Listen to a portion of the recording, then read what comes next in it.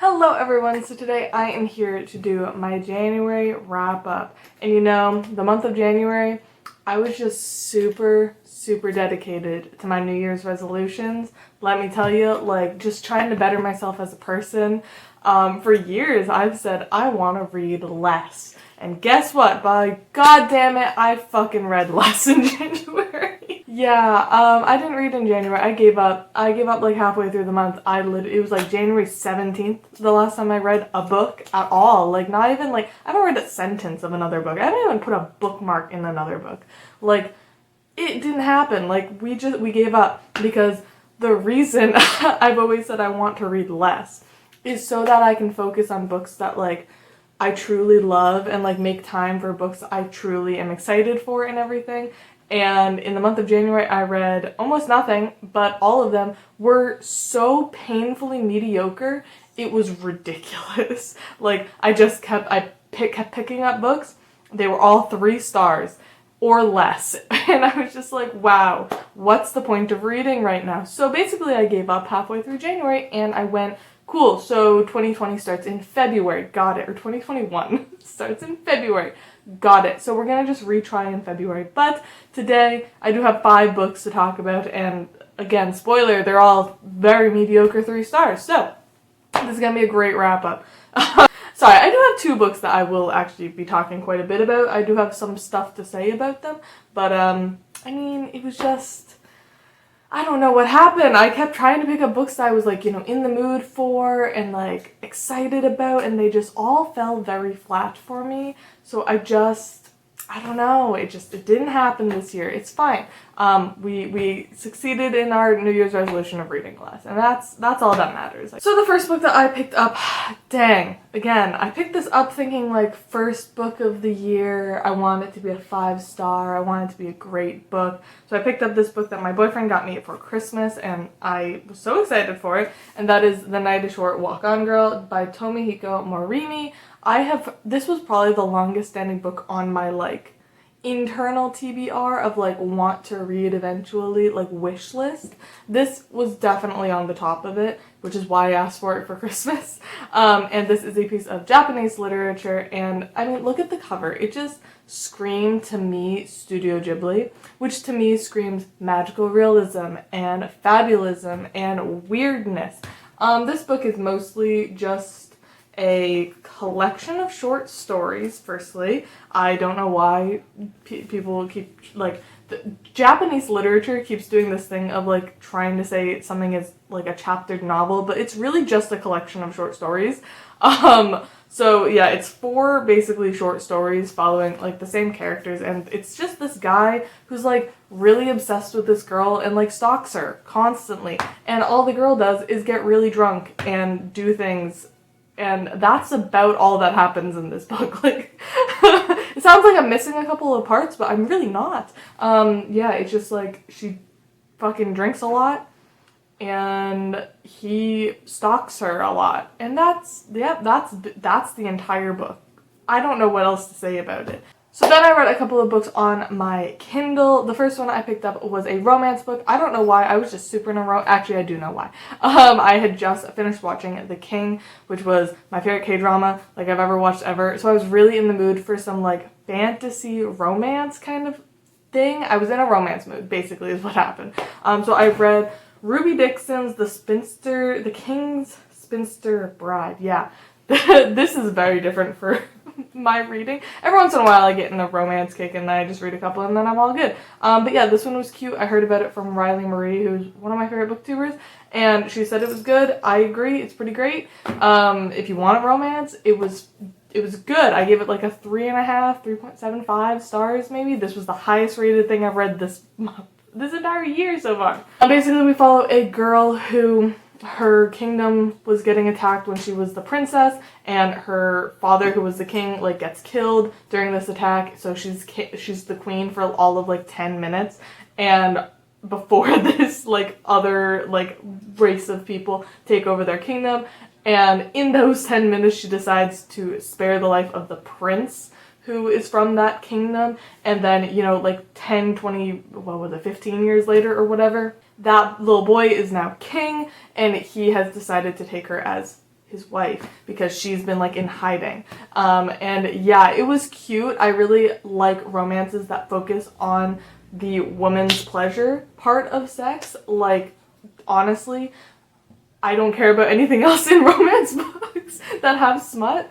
Literally that's the best part of this book, is it like completely focuses on that. The only thing is, of course, like every other romance book ever, and every sex ed class ever, this seems to continue the trope of your first time always hurts. Ladies, I don't know if you knew this, but it shouldn't hurt. Just throwing that out there. So this continued that, and I really didn't like that, which is why it brought it down a little bit from a 4-star. So yeah, I decided to read that. That was like a one night, like, quick little read, which was very fun. It's like 160 pages. So if you're in the mood for a fantasy romance, highly recommend. And then I decided to read Wuhan Diary by Fang Fang, and this is obviously about the coronavirus. Basically, this woman lived in Wuhan, where obviously COVID-19 began, and she kept a blog where she updated it every day for the first like 70 days of the coronavirus. So like she started it when they were just kind of hearing about it all the way through lockdown, and I think it ended like only like a couple of days before lockdown ended for Wuhan. And it was fascinating. It definitely was one of those things that I think it would have been amazing to read as it was happening, because reading all of the updates all at once, because basically all they did was take her blog post and put it into a book, I think kind of took away from it a little bit, just because obviously we didn't really feel the passage of time. It also got very repetitive, and also, of course, reading it now, I already know a lot of what was in this book, because we've now experienced it. So I think it would have been a really cool thing to read as it was happening. But the book, I definitely recommend it if you're interested in like what happened in Wuhan and everything. But it got a little repetitive. It's like if you go back to someone's blog and was like, let me start at the beginning and just read all the way through their life. Like, it gets a little repetitive and a little bit like boring, especially if you know what the outcome is, you know what I mean? But overall, it was fine. It's the first thing I ever read, like a nonfiction book I read on COVID, so it was good. I think this could be very educational for some people who still think COVID doesn't exist. So yeah, highly recommend if you are interested. Oh god, and then I read A Discovery of Witches by Deborah Harkness. I uploaded a review for this and everyone was like, Kate, you are so angry. And I'm like, I literally can't even explain my feelings for this book. I gave it a 3-star because I genuinely couldn't decide whether this was like a 0-star worst book I've ever read in my life or like a 5-star great book. Genuinely, still 2 weeks later, I can't tell you. Basically, this book is adult Twilight. Like, it's adult Twilight. We follow a girl who is a witch, and she is working at Oxford. Is it Oxford? She's working at Oxford as like a scholarly, researchy person. Firstly, being an academic scholar myself, it pissed me off how inaccurate all of this was.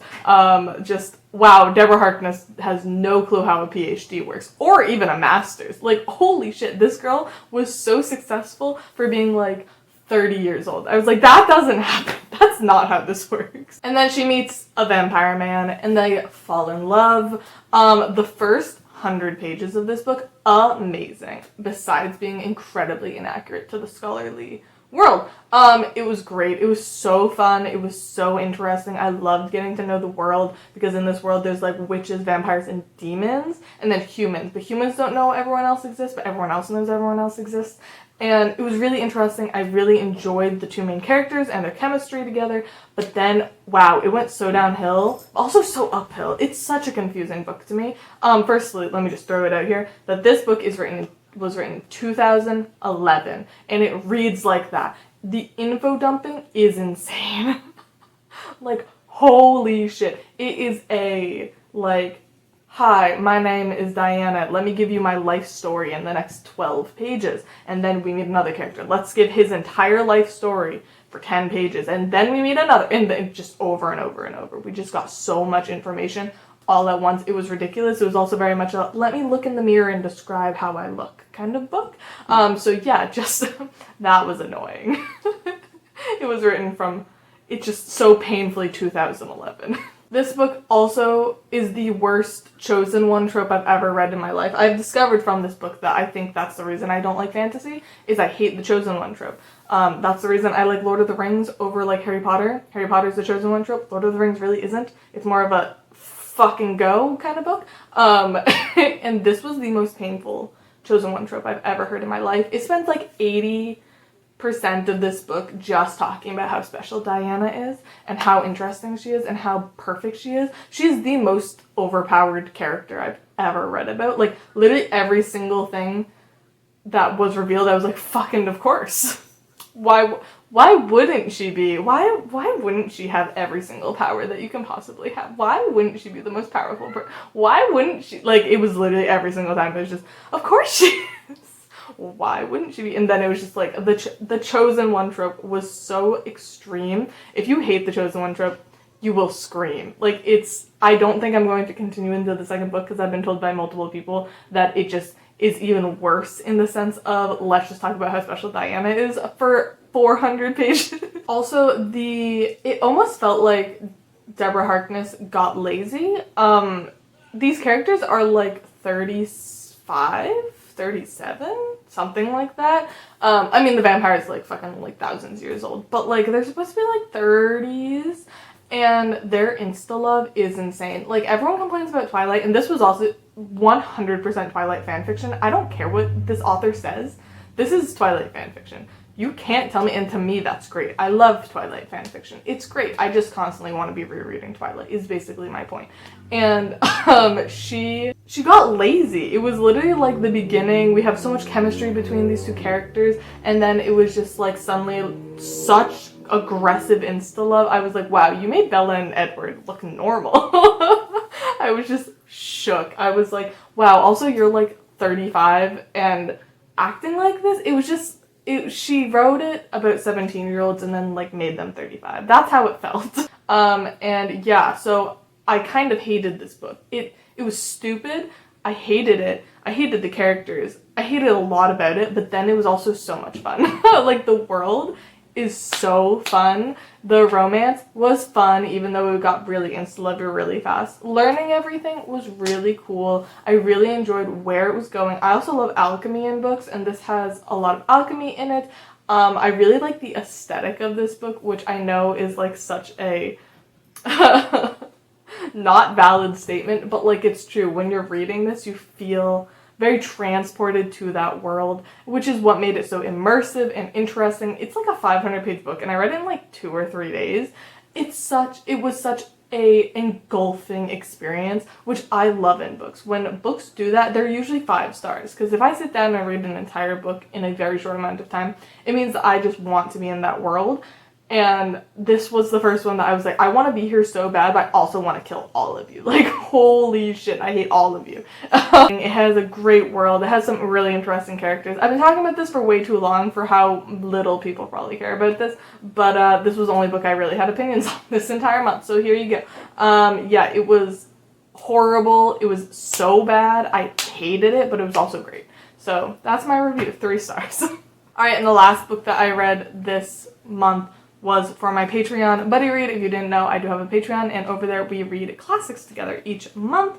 And this one was the big one. I'm really happy we just got this one done with at the beginning of 2021. This is the longest standing book on my TBR, and that is Don Quixote by Cervantes. Yep, we read this month. It does go through February, so if you are still interested in picking up this book and joining us on Patreon, you can go and check it out. I have been posting, when I was reading it, I was posting constant updates, annotation videos, a full reading vlog, and review and discussion video. So if you're interested in any of that content, go and check out my Patreon. I do have tiers now, so that's exciting. But yeah, I read this book. I gave it 3 stars. Ah, God. I'm not going to talk about too much because, again, my reviews for these books are saved for my Patreon. But overall, this is just a instance of I let it get too hyped up in my head and didn't truly think about it.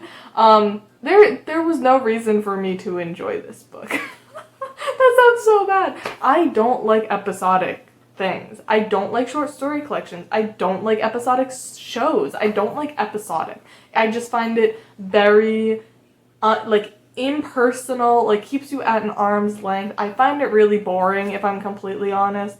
It just, like with this, there were some amazing parts that I absolutely loved, but with 100 pages that I didn't give any shits about in between, especially in this scenario. This was just so unnecessarily long, and there were so many characters that would just come in for like 50 pages, tell you a really long story, and then leave. And I was just like, okay, this is a lot. I will say one of the things that I do on Patreon was I looked up a bunch of scholarly articles and research for this book to share with my scholars.